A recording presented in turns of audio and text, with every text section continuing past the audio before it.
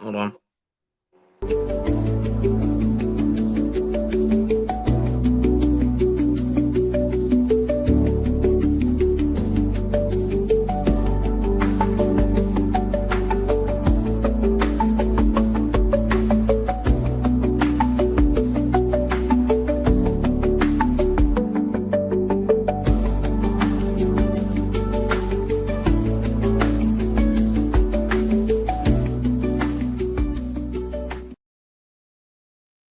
Welcome back to Slot Live. No, just kidding. We kind of thought that. Why so serious?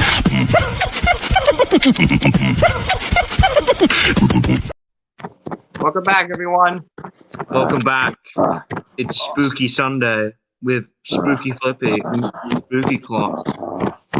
I think Flippy's humping his mic at the moment. No. Yeah.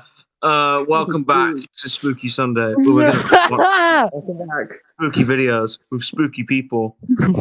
Imagine if you played those soundboards I'm not on that sound stream. again. Do not tell them about the sound. Do not tell them about this. We keep that to ourselves. Imagine if you played the soundboard on stream. Chicken jockey. Yeah. More So vile. we're gonna Guys, watch we would spooky, scary support this- videos. If you've read the description, which I don't think any of you ever do. We're gonna watch no. true crime shit. Obviously, like fucking animal horror and that. And yeah, maybe if you get 1 million likes, we'll watch gay porn on stream. I'm not even kidding. No. You're not actually about to put that. No, it's a joke. It's just a joke. Or is it? Guys, Anyways, if we get 100 likes, if we don't get 100 likes on stream in the next 5 minutes or so, we will watch Figure X Seek Sauce. yeah, okay. Trolling. I don't know why the hell is the annoying orange on my fucking thing of Sonic the Hedgehog. I heard about the cat snap drama. All right, let's see. I forgot my brother uses this account as well. Little bro. Good stuff. I'm eating a Mike and I.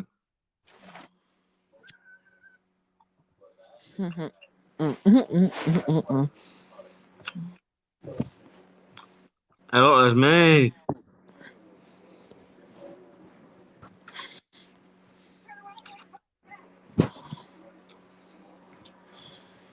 Yeah, this is a scary thing.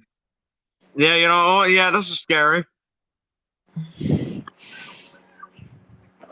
Try and search up aggressive funk remix and Yeah, aggressive. That was scared them. what? Type in aggressive gaming funk remix and please I already do found not it. be the Albert.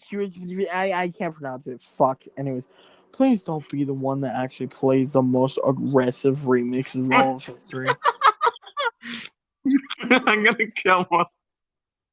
No, don't tell me you're actually playing it. Oh, really? Are you? No way.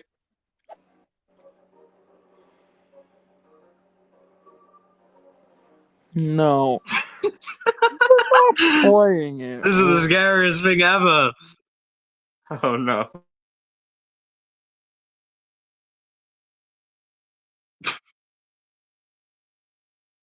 This is so fucking good.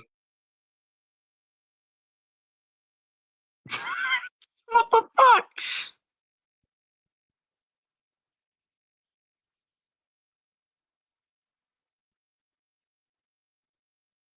Okay, I don't know what this is, and I don't want to know. Do you guys have any suggestions for something? Oh my god, I think the internet's died out. I don't really have any. Hold on. We're having a little bit of Wi-Fi problems.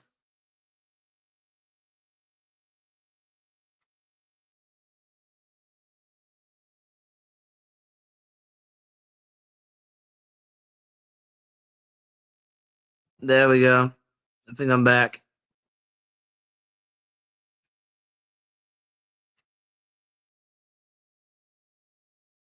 All right.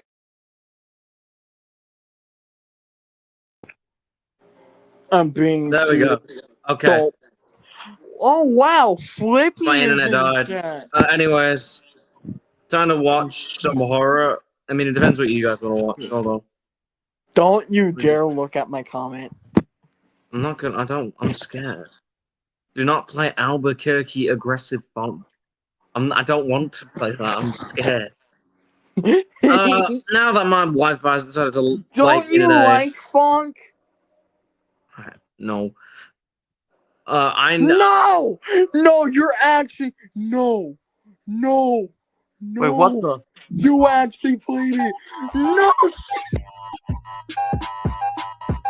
Hold on.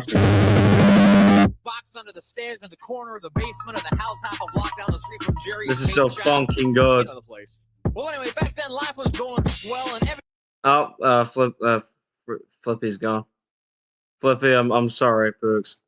The fuck? He actually did it. Yeah. Oh shit. I forgot. Everything was just. Except. Yeah, this is awful. Okay, let's actually watch the horror that was meant to be intended. Alright. We're gonna watch a bit of Nick Crowley. My personal goat when it comes to like horror shit like this. Gonna watch a bit of Nick Crowley. And I wanted to show you actually, never mind. I think I realized the topics of this. We'll watch a bit of next one instead. Only because I'm worried about the content will get me demonetized and get me in trouble. So I'm gonna watch next one instead. I'll pick the shortest video possible, but the stream's gonna be a long one anyways. So either way. Yeah. What I please. So what I'm gonna watch. Okay, so we could do the Cult in a Boarding School or wait, what's that? Hold on. I'm just trying to find one of the good videos. Here it is, the Cult in a Dead MMO. If this is ass, then I'll just put on some Animal Horror and call it a night.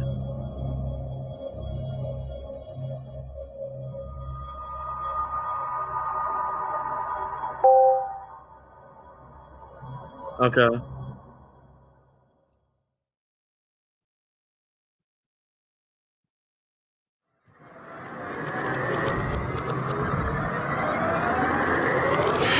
Welcome to Worlds Online, the internet's first 3D virtual world platform in continuous service since 1994.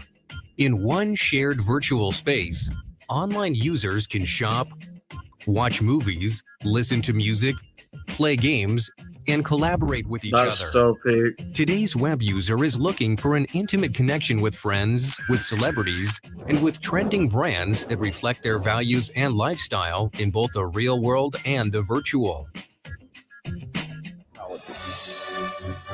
By investing in Worlds, you are investing in the future. Worlds.com, building better worlds together.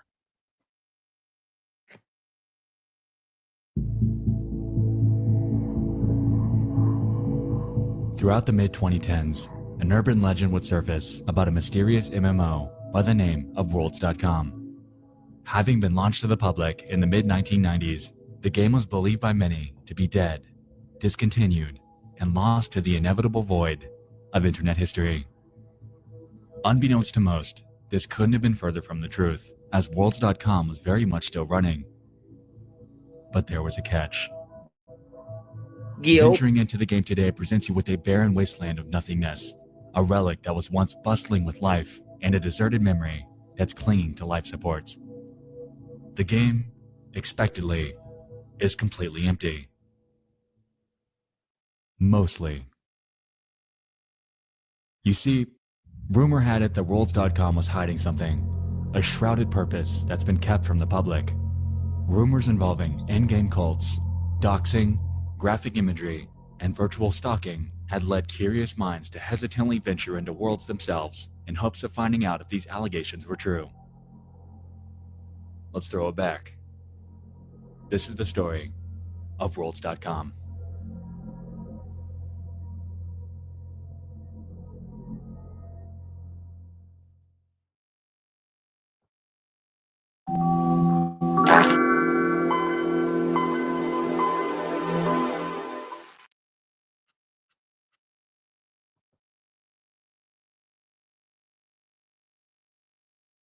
and aside. The 1990s were a magical time in the world of entertainment and the advancement of society.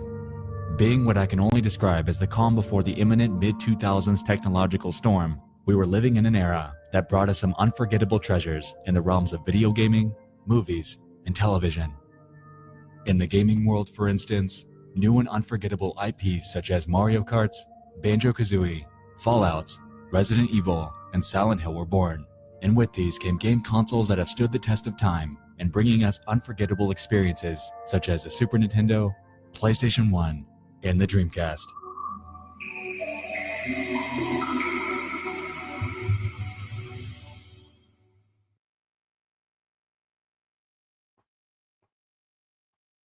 Being in an era that predated the modern interconnected society that we live in today, a lot of nostalgia is carried inside of many, as the mid-1990s are remembered as a time when the internet was just barely getting its footing into mainstream culture. Personal computers during this era were nothing but an expensive novelty, at least for my family, and the ones that did have one used them primarily for work. In August of 1995, Microsoft would release a revolutionary competitor to the Netscape Navigator, the pre-existing OG of internet browsing, called the Internet Explorer. If you were lucky enough to get your hands on a PC in this era, then, combined with the tools at your disposal in Windows 95, you were able to venture into the vast, wild west of an enigma known as the World Wide Web. In today's culture, things have changed. Social media, discussion boards, and websites in general have all become inherently sterilized, being pushed to the brink of minimalism and moderation.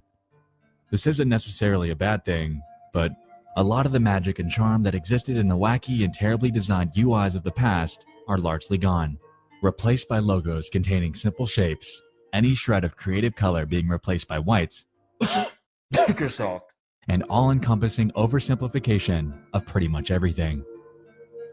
As you've heard in my incessant rambling so far, the era was magical, and a lot of newfound creative mediums were on the rise. While video gaming via a conventional console was the primary method of escaping into a mystic world, the rise of the internet paved the path for a new form of interactive storytelling and interconnected social experiences. And those were a little something we now know as MMOs, or massive multiplayer online video games.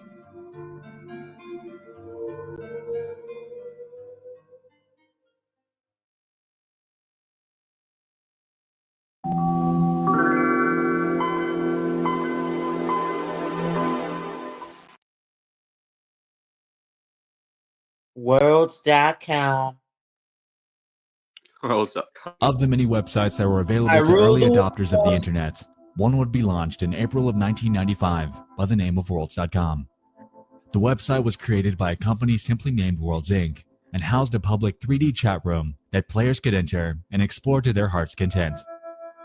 According to the website, the minimum configuration is a 90 MHz or faster processor with 32 megabytes of memory. The recommended platform is a Pentium-class processor, 133 MHz or faster, with 48 megabytes of memory, Windows 95, 98, 2000, or NT, a whopping 80 megabytes of free hard drive space, and an active internet connection. The game was a big success, mostly attributed to the novelty of virtual online chat rooms at the time, and garnered the attention of various big names, including David Bowie, Steven Spielberg, and a digital artist by the name of Tamiko Thiel. The latter two actually teamed up at one point and created an in-game environment called the Starbright World, which was aimed at giving seriously ill children an outlet to interact. The gameplay is mostly what you'd expect from something out of the mid-1990s. At the outset of registering your profile, players are given the opportunity to choose between various avatars to represent themselves in-game. Among them are a human, a penguin, a monster, a kangaroo, and a clown. Advertised on the websites are various realms that are available for you to explore at your leisure. Among the hundreds that you're able to choose from, a few notable ones include worlds themed around David Bowie, the New York Yankees, the band Hanson, the sky, an animal house, and a fun house. Venturing out into worlds for the first time, you'll be thrown into a central hub with other players from around the world. The various themed environments that we mentioned prior are accessible through tunnels and doors that are next to their labels, and entering these immediately loads whichever one you so choose. Movements, like any 3D PC game, is achieved using your keyboard and mouse, and also available to you is a chat box, allowing you to communicate to others in real time. Now this seems like nothing out of the ordinary. Along with the primitive graphics, the game is pretty substandard today. At the time though, this was absolutely groundbreaking, and PC owners flooded this thing, giving it a burst of life that would deem Worlds.com a massive success. As with anything that's been crafted in the digital age though, the user base began to decline over the years. With the advent of various competitors, the mid-2000s brought with it the inevitable desertion of the Worlds.com user base as players moved on to bigger and better ventures. Second Life, RuneScape, Toontown, VMK, MyCoke, and Habbo Hotel were becoming viable alternatives that not only looked better, but gave players more to do with their own distinct charm. You may have noticed that most of the names I just read off are now defunct. The Toontown, VMK, and MyCoke live support plugs were pulled as their developers encountered an existential problem that was prevalent from the start. They couldn't find a way to monetize them. Combined with this, the fact that these games were all run with the help of moderation teams and ongoing servers, it became evident that as long as these virtual worlds were online, whoever it was that was running them was losing money. At this point, you'd expect Worlds Inc. to pull the plug. With the dwindling user base and aging game mechanics, it seemed like this was the only sensible way to go.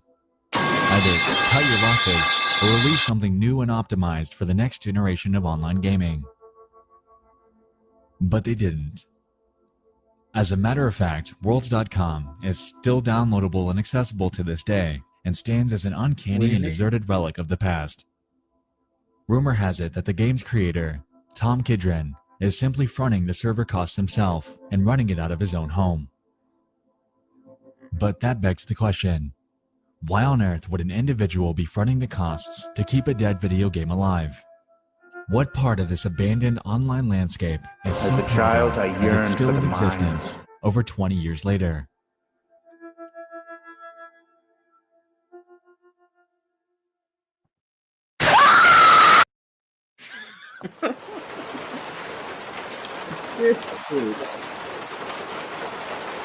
Jump scare.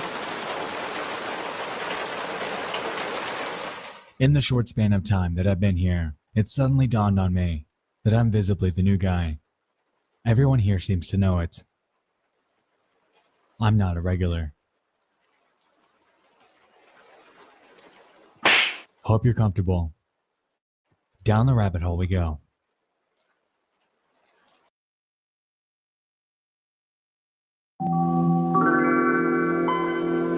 Suspicion. Sutart gets grounded. Oh yeah. In the early 2010s, rumors began to spread about the game thanks to certain anons from 4chan's VNX boards. Allegedly, there existed potentially illegal and cult-like behavior from the game's handful of players during that time period. As you'd expect, upon catching wind of this, the rest of 4chan did what they do and went in to investigate. Before we continue, I wanted to make something explicitly clear. In my hunting, it dawned on me that these allegations surfaced at a point in time that predated the year 2012. I say this because the oldest records that I've been able to dig up are from that year. Unfortunately, most of the archives, images, and audio files that we're going to get into have been lost to time. However, there are some that allow us to piece together a cohesive storyline as to what actually went on in Worlds.com. So let's talk about the game itself. A major element at the game's core was the ability for users to create and host their own customized universes utilizing a tool known as the World Shaper. Much like Minecraft, if someone chose to do so, they could create their own server, build what they want, and invite certain players through a downloadable file that's accessible through Shaper. Many of these became archived on various websites, and even today, there are download links out there to access certain custom worlds.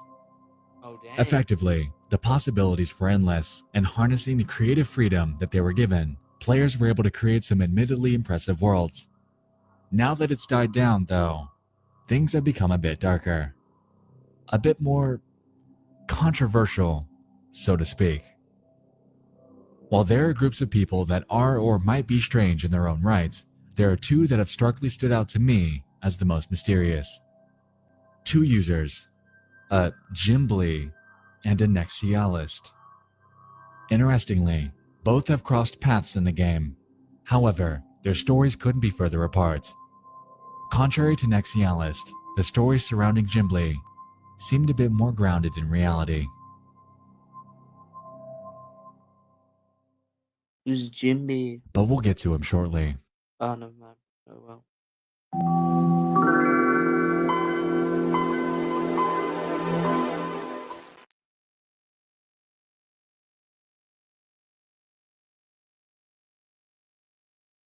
First, I'd like to introduce you to Nexialist. According to an early 2012 blog by the name of ForgottenWorlds.com, the profile piece Oh my states God. the following. Nexialist is a Isaac, web go away. Worlds.com that has been trying to pull in the V and X boards to play this game. Nexialist is a successful user that's been able to get a cult following in the game, which is hard to do.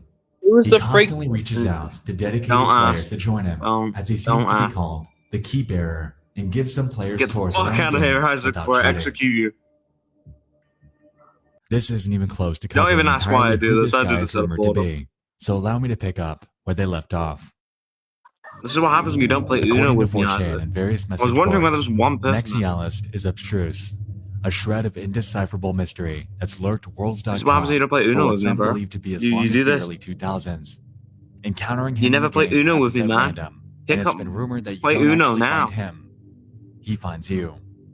Upon discovering you, he'll approach you without words, standing as what appears to be a lifeless corpse as you begin to quietly panic at his disturbing avatar.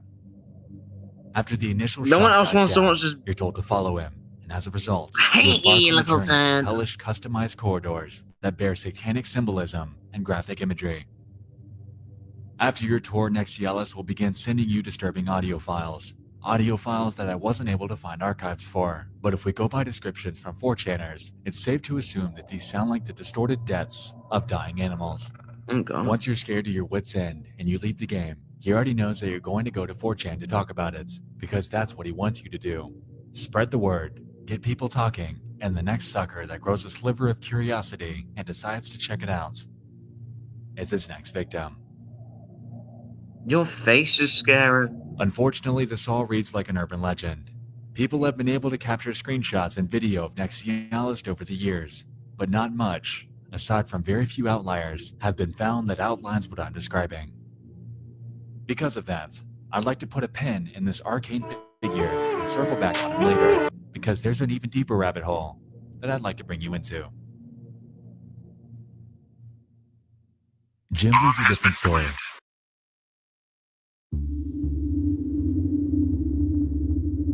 The Hidden Worlds website that I mentioned earlier serves as a diary of the experiences that a man named George Costanza had witnessed when he first played Worlds.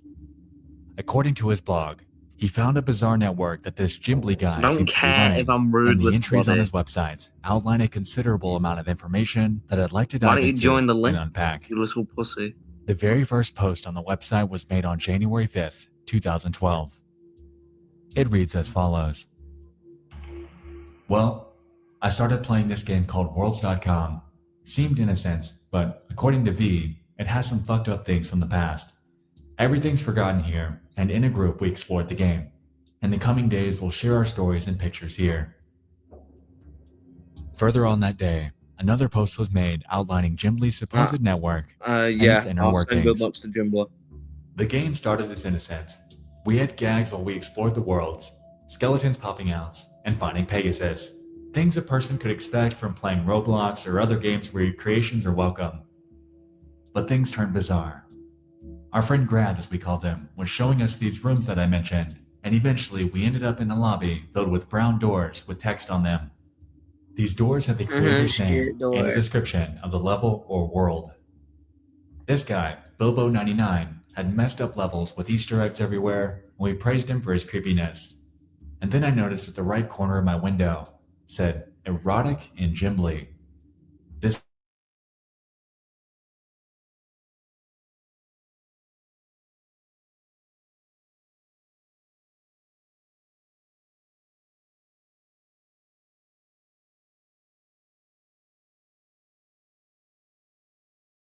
world, as I was, but she'd been playing this game for a week and already gotten dirty and knew what this shit was really about. To act new is a common trick to bait new players. Anyway, Gimbly had a network that was serious. How serious? Serious. To enter his network, you need to provide mugshots. Can you see For the screen? example, here's Bilbo99. There were a total of 30 rooms filled with different mugshots of users, but room 2 was dedicated to Gimbly. So we scavenged for Megalic and found this. And there were so many pictures of other users that I'll include, but one thing I found that was standing out was a user named Kelikar. She was in the porn gallery, and I compiled this. It seems like someone has stalked her, and the rooms were labeled Kelicat. This user must have been a fat cat in the network. As you can see, Kelikat's written there, so what Gimbly does now is retrieving nude pictures of regulars that are still left. Megalic was the proof that we needed, since she'd only been playing for a week tops. Below this, George displays the various screen caps that he was able to take of the various mugshots of different users. Of the bunch, he was even able to grab a few of Gimbly himself. Intrigued by this atypical finding, he decided that him and his group of friends wanted to investigate a bit on their new friend Megalic. As it turns out, there was a bit more going on with him than they initially thought. And yet another post from the same day, titled Megalic, a man or a woman, he describes Oh, the it's following. DJ Pony. Hello, DJ Megalic's news that Pony. can be found in the other post seemed too good to be true. Her head was cropped out, and with think the it might be body a of a DJ young and a woman, pony. while her mugshot shows an older woman in her Pink, 40s, fluffy, and that picture's really old. What does that leave us with? old reminds me She of could have it. faked him because she doesn't want to show her real body, or it could be a man playing as a female that doesn't want to get caught. After chatting, we discovered her real email, although it's linked to a man by the name of John. John's in his 50s, seems to enjoy MMOs while his wife doesn't show any interest of games and has her only Facebook activity labeled as kids. So yes, Megalic might be or is the man posing as a fragile woman while baiting for pictures. Those pictures up there, except for his profile picture, is a year old. The pictures are from 2009, and then he used a picture of his wife to verify himself and thought how cool it would be to send a fake picture of a pair of tits to make him look like a god in a game. As we're beginning to see, Gimbly's network encompasses some extremely odd people. People that are impersonating others and using real-world mugshots to gain access to whatever it is that he's running. One might go as far to say that Nexialist isn't the cult leader here, but rather, it's Gimbly, as most of the rumors about the former seem to relate to what we found with the latter. In a third post I'd like to focus on, titled Gimbly's Inner Circle, George proceeds to explain the following. The last post was about this weird map, about a man going by the name Gimbly that was trying to get naked pictures from regulars, or old players that were still active. So we stalked him. He hung out at a beach, but once we arrived, they'd all scatter and disappear. Thankfully, though, the friend tool and a broken avatar tool could let us teleport to them while being invisible. But that was for later. Meanwhile, we scavenged the net for Gimbly. We found his website, gimblyworlds.com, and where he stored his pictures, gimblyworlds.com/pics, only to show a black screen with red typed text that said darkness. Darkness You know I and couldn't just let this go. emo. I had to get in.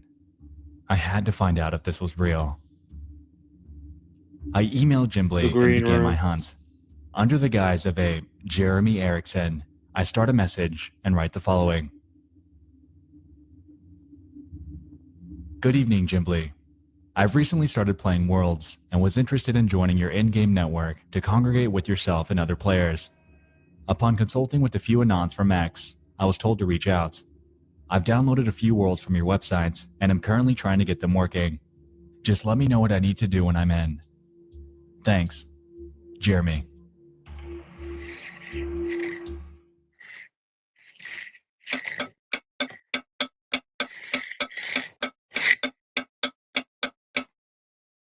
And the countdown begins. So it's been a few days. After a trek through worlds, a lack of a response, and dwindling time to wait, it's beginning to seem like Gimbly either isn't currently active or simply doesn't play this anymore. Though I have a hard time believing that, considering the fact that the Whois domain search on his website reveals that it was updated on November 5th of 2019. I'm not entirely sure if Gimbly's the kind of guy that would have a sudden change of heart, but if you ask me, it is a bit recent. Anyway, with that under our belt, unfortunately, heading back to the blog reveals that most of the other threads outline mundane discoveries while exploring various official and user-crafted worlds. A few notable highlights include some of Gimbly's bizarre creations, but not much, other than that, is even remotely relevant to our investigation. Even so, the discoveries surrounding Jim are nothing short of unnerving. So what's actually going on here?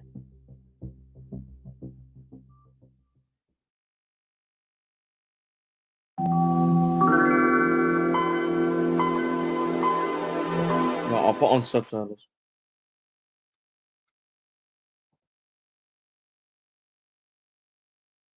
Over the years, the primary consensus surrounding Worlds, primarily due to Nexialist, was that it's a front for some sort of satanic cult. Rumors are powerful things, I won't deny that, but there are a few points here that I'd like to unpack.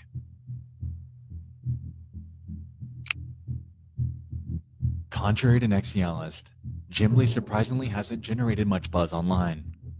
This bizarre, cult-like network that he seems to have created effectively cements him as somewhat of a wild card in my theorization. What this guy is doing is weird.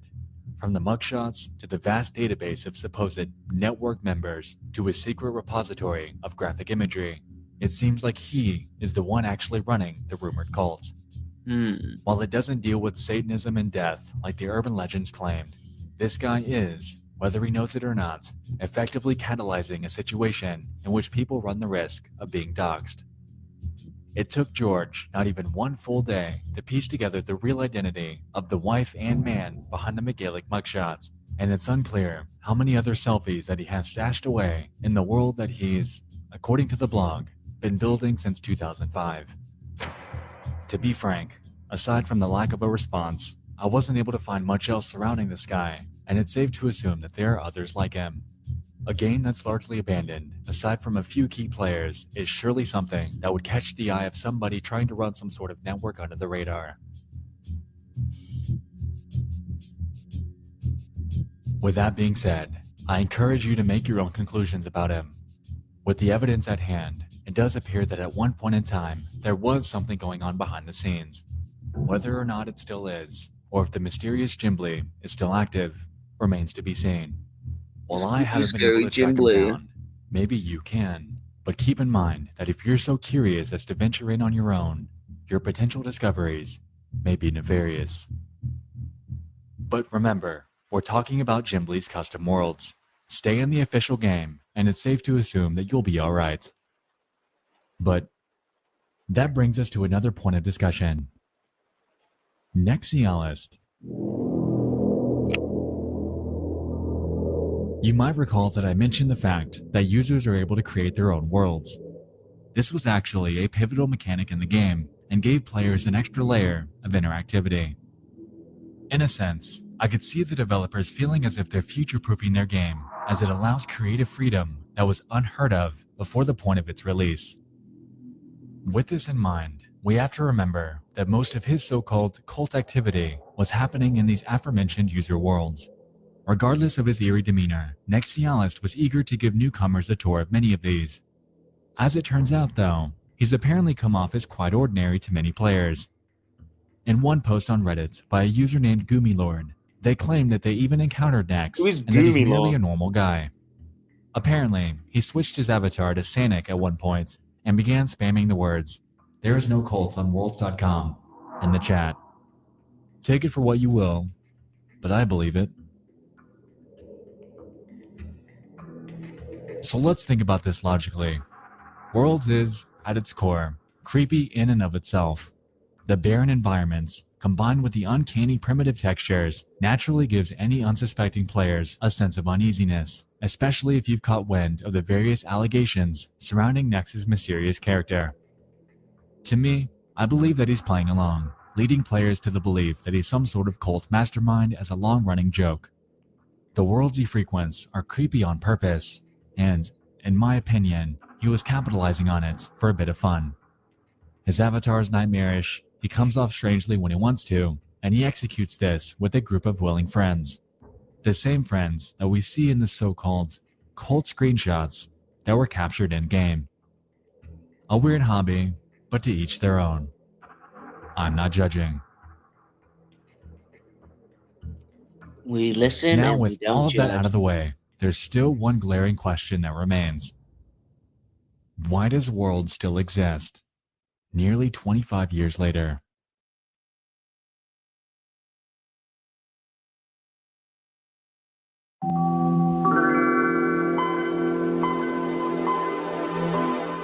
Cow. The cash cow. Literally me. Allow me to redirect your attention to the game's owner. Tom Kidron, in his many years as the world's owner, has become somewhat known as something called a patent troll. Patent trolls essentially purchase many different elements and ideas of a particular product and squat on them for years, filing lawsuits against anyone that violates them. The reason that these people are called patent trolls mainly rests on the fact that the ones they purchase are typically what they perceive to be a sought-after and core element of a particular product. In this case, Kidron's been squatting on patent number 7,181,690, which is titled System and Method for Enabling Users to Interact in a Virtual Space. This was filed on August 3rd, 2000, with further detail in the following. The invention provides a highly scalable architecture for a three-dimensional graphical multi-user interactive virtual world system. In a preferred embodiment, a plurality of users interact in a three-dimensional, computer-generated graphical space where each user executes a client process to view a virtual world from the perspective of that user. Sounds broad, doesn't it? That was on purpose. Andy's used it. Even as of this year, there are articles all over Google explaining legal cases that Worlds Inc. has filed against companies and IPs such as Second Life, Blizzard, Bungie, and more. And according to a Vice article from 2015, Kidron rakes in a whopping $200,000 a year from his court proceedings. This, effectively, explains away the server cost. When not many, if any players play your game at all, the result of this is cheap upkeep, low bandwidth, low server costs. Ergo, he's raking in cash with a positive net income. That's kind In of the smart. US, the typical patent lifespan is 20 years, so at the time of writing this, we have just short of 9 months before Kidron would either have to renew or simply let it expire. As a result of this, if he so chooses, he could let it run its course and retire from his relentless court proceedings. If he does, I wouldn't be surprised if the world's game goes down with it, effectively and permanently leaving this artifact of a game to die. To die.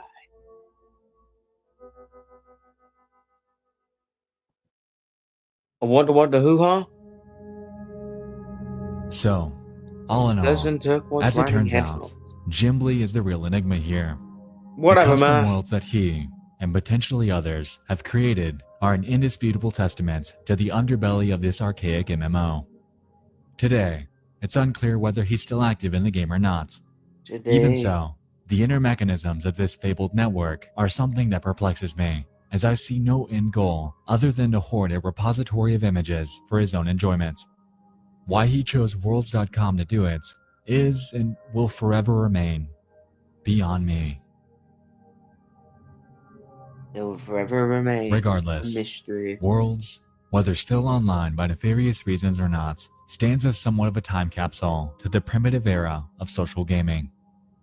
Today, with the official non-custom worlds, it stands as a corpse of the past, a window into what once was, and a sliver of mystical nostalgia, sending us back into a time when we all first discovered the world of the internet. As far as we know, servers are, to this day, willingly being kept alive. Alongside this, the inevitable date that the game permanently goes offline is unclear, so if you're eager to experience this curiosity of old, then you better get on it soon. Stay in the official servers and you'll be fine. Soak it all in. Bask in the gritty mid-90s aesthetic. Otherwise, you'll run the risk of missing the nostalgic boat, leaving it to sail away, and for us to watch it go.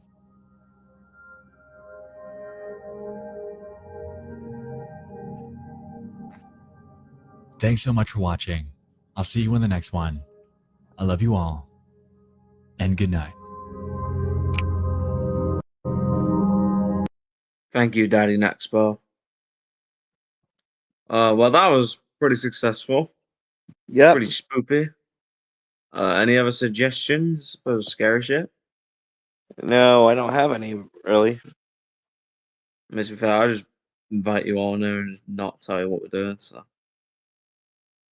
Mama. You know what? No, I'm not gonna try that. I'm gonna try and find something that's actually scary. Hold on. Creepypasta. Go on that sort of page. The Clockman. Smiling Forever. Ben drowns again. I'm trying to do one that's like really long. I'm gonna try and not do that.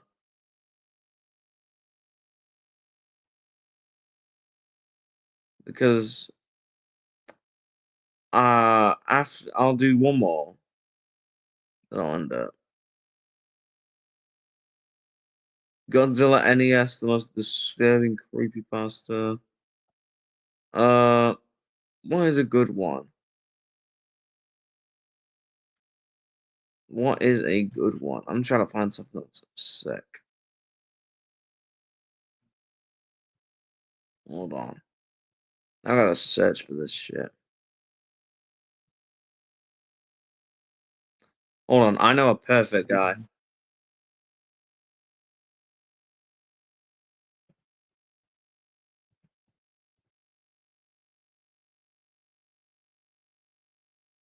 Here we go. Inside of Mind. I love this guy so much. Hold on. I'll put on. I'll go to the most popular, bro, because I can't not be with it. I will put on. Hey, look, it's me. This guy inspired me to make this YouTube channel, fun fact. Which is why I'm called The Pizza Guy. Oh, that's neat. It's a little neato burrito fun fact. I will do message about a game that doesn't exist. I already watched a tiny bit of it. Tried to do it last stream, so I'm gonna rewind it. Right. I was messaging about a game that doesn't exist or Yeah. catastrophic crow. Next scary video, and then we'll end the stream here because I want to end it early because I have a thing to do tomorrow, and Alright. I need to finish off StreamYard Satan's in this. So yeah, 3, 2, 1, holy gazingas. In the month of October, I began posting to Reddit, asking if there are any new mysteries worth diving into for a future video. There are a couple of interesting ones here and there, but all pretty much self-explanatory on the surface. That is until I came back a month later and noticed I had an unread message in my inbox.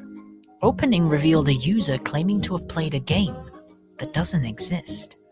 Hey there, I saw you were looking for new ARG recommendations. This literally got released today. I was a beta tester for it, and I really enjoyed it.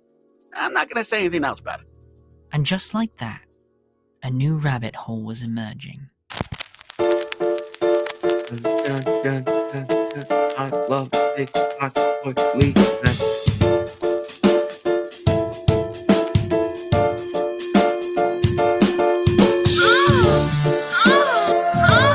Chicken truck.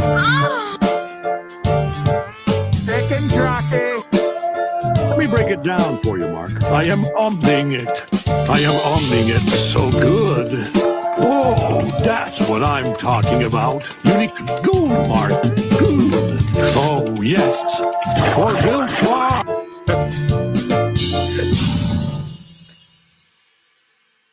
Let me break it down for you, Mark. I am omning The it. message contained I a am link omni- which sent me to a video titled What Happened to Crow 64, which on the surface appears to be just your typical gaming YouTube channel. Okay, buddy. It's giving us a brief history into a failed Nintendo game from the 90s called Catastrophe Crow.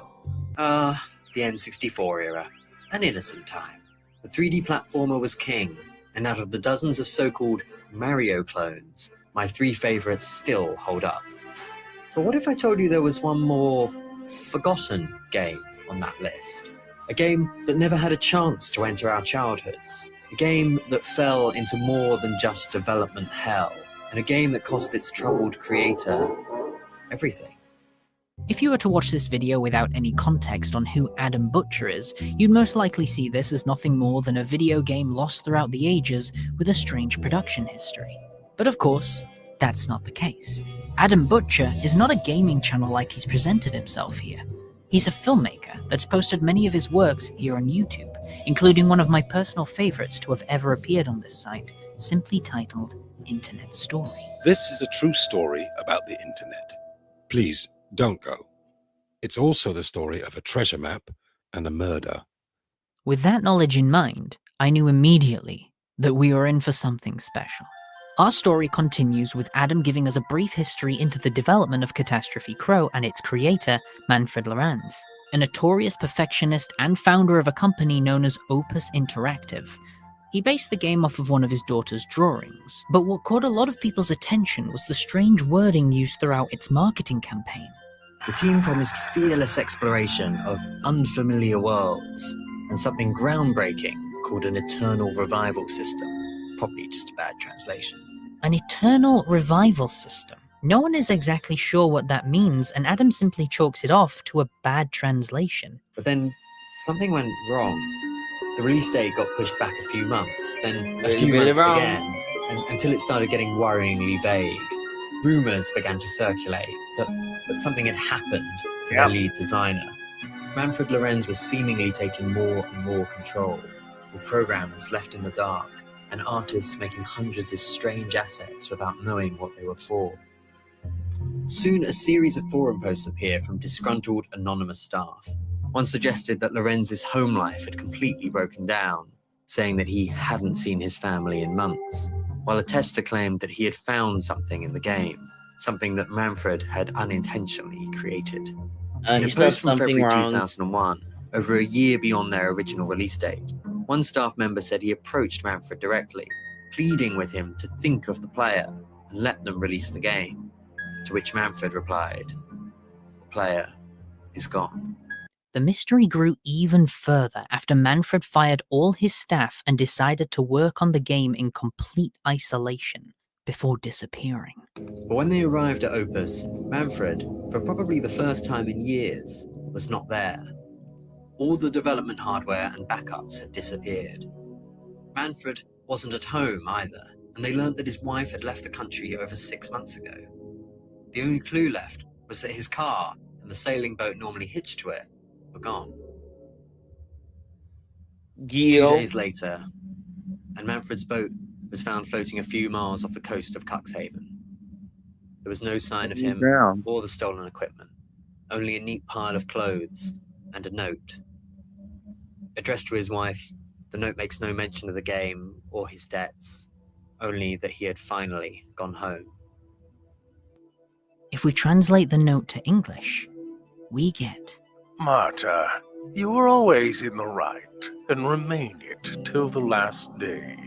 It's impossible to look into people's heads to decode their behavior, to find out why they are so cruel to one another. We both did what we thought was right, and yet we could accuse one another of insanity. You've only taken from me, and I from you, so the world can remain open. My path is set in place. I have finally gone home." The ending line alludes to Manfred taking his own life, And while a lot of the evidence is certainly pointing towards that, if we pay close attention to the numbers on the letter, it's a Virginia cipher that can be decoded into 3 different sentences. The most significant one being, Nils, I'm alive. Catastrophe Crow disappeared with him. No one would ever play it. No. After 5 years of development, what the game really was and what had obsessed its creator so relentlessly would remain a mystery lost to the depths. Or so I'd thought, because since I first began this video, I've been checking eBay every day for any sign of the game. And 2 weeks ago, I found this, what appears to be a genuine development card from Opus Interactive. The seller said he'd found it in his attic, but didn't seem to really know what he had. So I bought it, and now it's here. What might be the only surviving copy of Catastrophe Crow. And we're going to play it. I believe it should work fine on my PAL N64, and if it doesn't, we'll try something else, but for now, I just thought we'd do a playthrough. While the game is booting, a strange layout appears on screen. Users managed to figure out it was a message from the creator, and the letters were scattered across the game. Once finding all letters and attaching them to the message, we get this. I'm sorry I could not be with you in the end.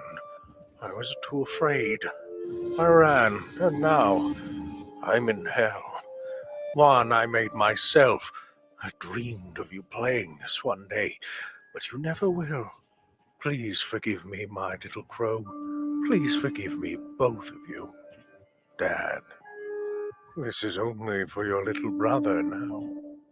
It appears as though this letter was intended for one of Manfred's children, Thea, most likely his daughter. Considering the game was based off of one of his daughter's drawings, it's possible the entire game was designed specifically for her, but reading the opening and ending lines suggest he may have lost her during the production.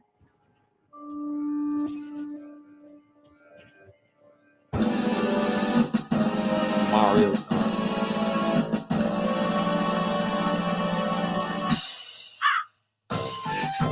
Catastrophe Crow. Let's see.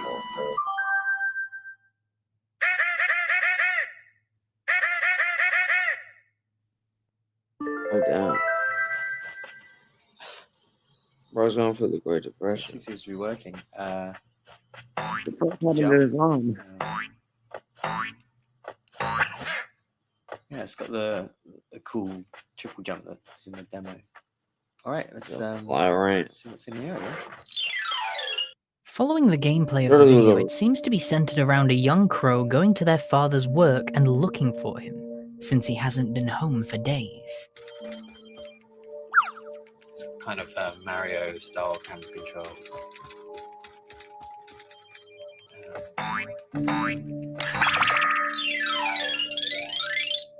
But as the levels continue, the game starts to deteriorate, and strange levels of the map start to appear. A phone would be heard constantly throughout the office with no way to stop it. Unfinished areas appear across the map. Strange creatures begin appearing and disappearing in the distance with no true explanation as to why. Why?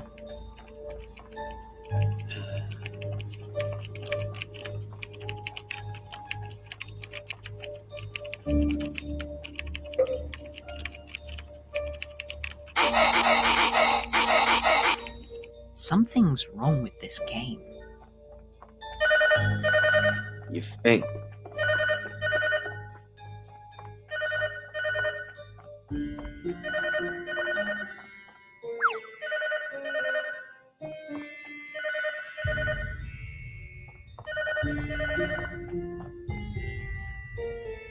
Later down the line, an invisible wall hidden behind the filing cabinet leads to a black void.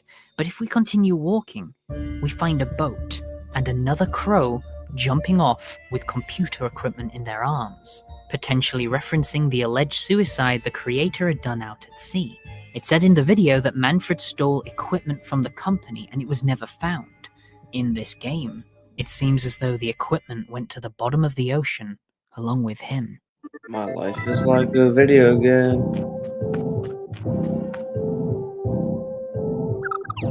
The final level has missing textures, the pathways replaced with pictures of teddy bears, along with a home looking exactly like Manfred's sitting comfortably behind us.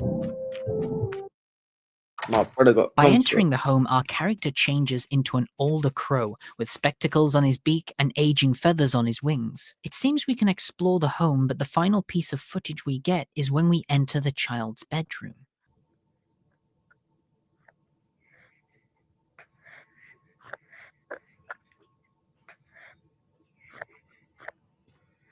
Graphic content warning.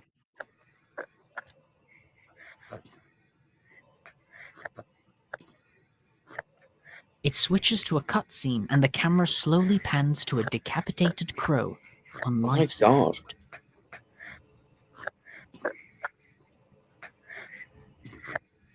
What the fuck is this game? Mr. Manfred Lorenzo, alright? Gotta be crowing kidding me. The video ends there. It seemed as though that's all we had to work with for Catastrophe Crow. But then I scrolled down to the comments. One of the first few I read simply posted, "Search Catastrophe Crow on YouTube."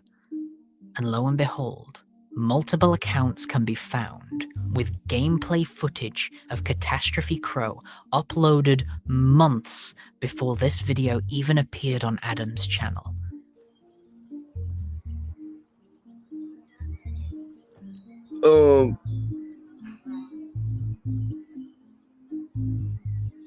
This is scary. It's very, very spooky.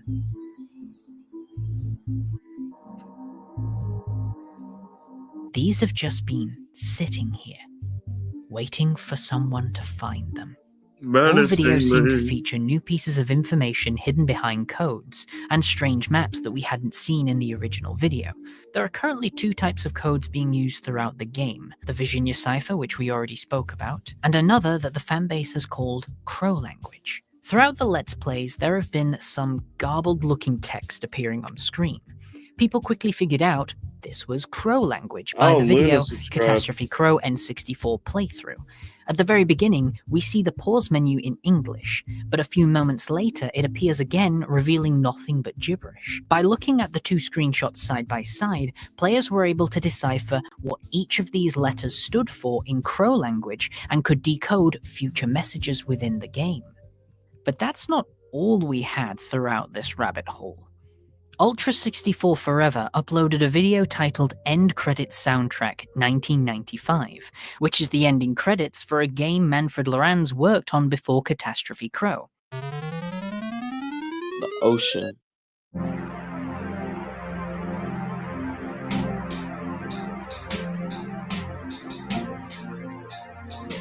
The YouTube channel named Jonathan Rose Leon spotted some odd notes being played within the music. Each note represented a letter within the alphabet, and putting them in the correct order revealed Thea, Marta, Nils. Thanks for playing. We already know that Marta is the wife of Manfred due to the letter he sent to her within the video.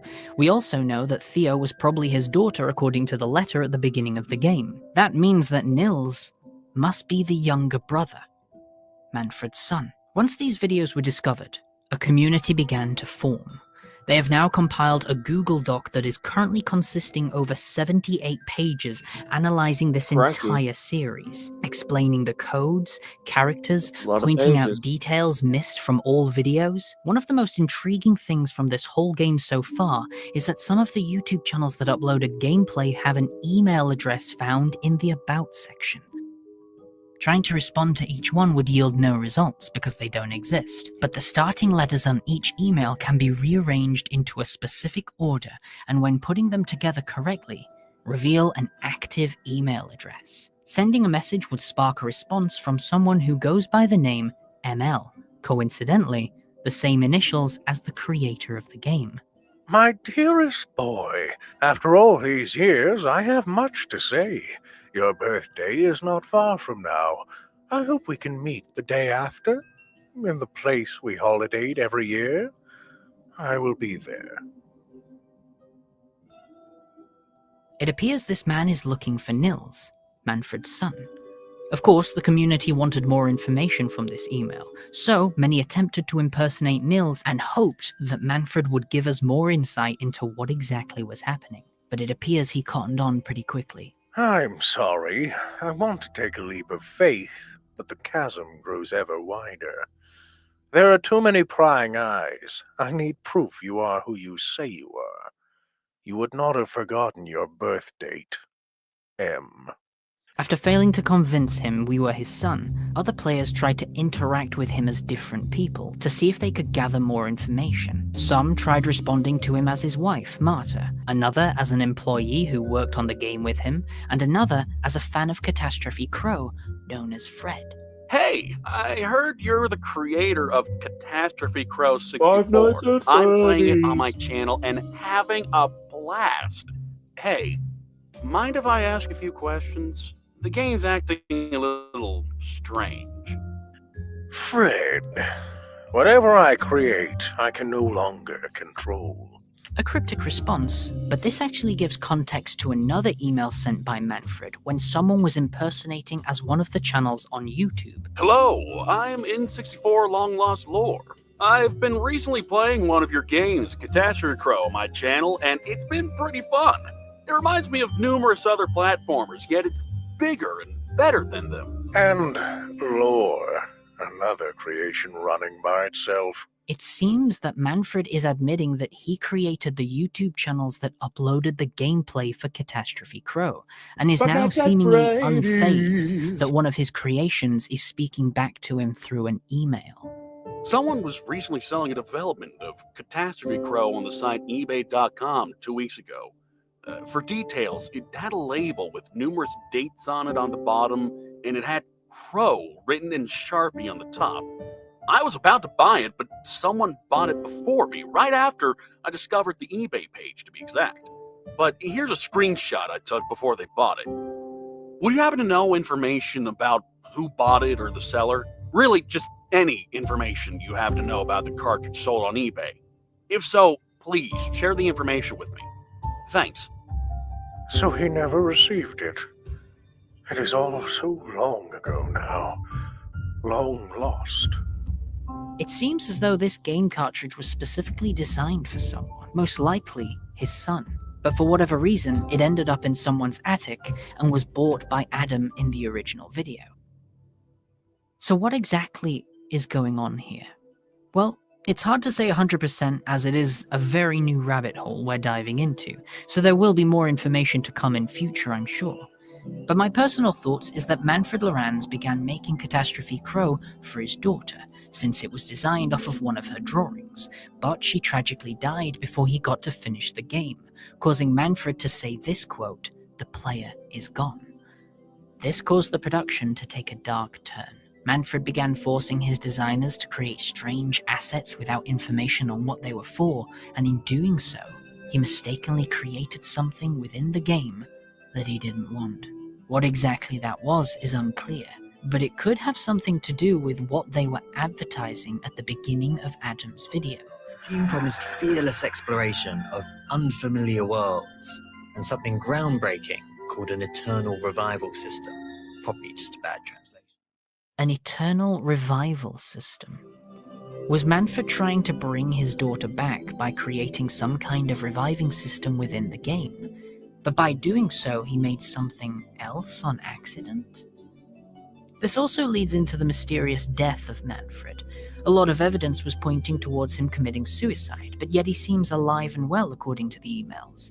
Could it be that because he took the game equipment with him to the bottom of the ocean, the eternal revival system he added in brought him back to life? It's all speculation, of course. I don't have any concrete answers, but if you would like to know more information, I highly encourage you to support Adam Butcher by watching the original video yourself and leaving a comment. And if you want to dive even further, I recommend checking out the Discord community along with the Google Doc they've been putting together. There are so many other things I have not included in here that I believe you'll really enjoy. If more develops to this story, then I will make a return to catch you all up. But for now, this is where our story draws to a close. this is where our Thank you stream all for watching. draws to a I thought I would close. let you know I have a Twitch account now where I've been reacting to all these new AI. And this is where our stream draws to a close. Yep. All right. See y'all later, everyone. All right, so this is the end now. I'm very tired. I'm just gonna go to bed. All right. See y'all That's later. it. See you later. See you later, Bye. Pizza Guy. Okay, bye bye. Goodbye.